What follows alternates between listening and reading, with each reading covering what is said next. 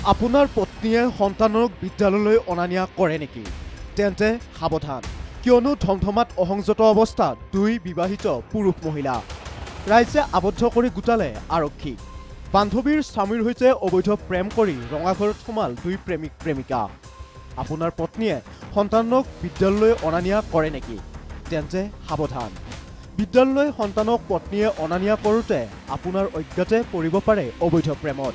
তেনে এক ঘটনা সংঘটিত হৈছে নলবাৰী জিলাৰ ধমধমা মহিনাত।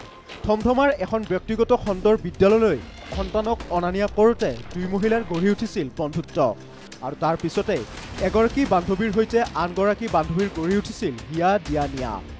ধমধমা ছটাইবাৰীৰ 7 বছৰীয়া সন্তানৰ পিতৃ জিতেন্দ্ৰ বৈশ্যৰ গঢ়ি উঠিছিল মহিনা গাঁৱৰ 14 বছৰীয়া সন্তানৰ মাতৃৰ সৈতে অবৈধ প্ৰেম, যাৰ বাবে দুয়োকে নিবিড়ভাৱে পাবলৈ ব্যাকুল হৈ পৰে।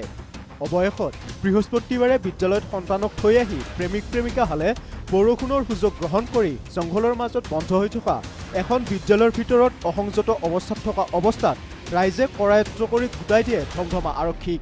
আজি ঠিক 8:30 মান বজাত মই গম পাওঁ যে আমাৰ মহিনা গাঁৱৰে বন্ধ হৈ থকা স্কুল এখনত আমাৰ গাঁৱৰে চম্পা বৈশ্য আৰু ছটাইবাৰী গাঁৱৰ এটা বিবাহিত ল'ৰা জিতেন্দ্ৰ বৈশ্য অসংযত অৱস্থাত মহিনাই এই বালিকা স্কুলখনত পোৱা যায়।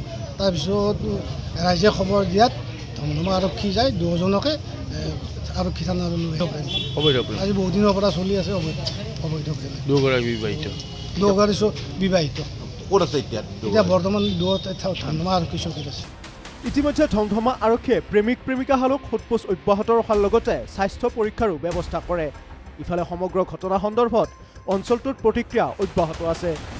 ধমধমাৰ পৰা জেহেৰুল ইছলামৰ ৰিপৰ্ট, প্ৰাগ নিউজ ডিজিটেল।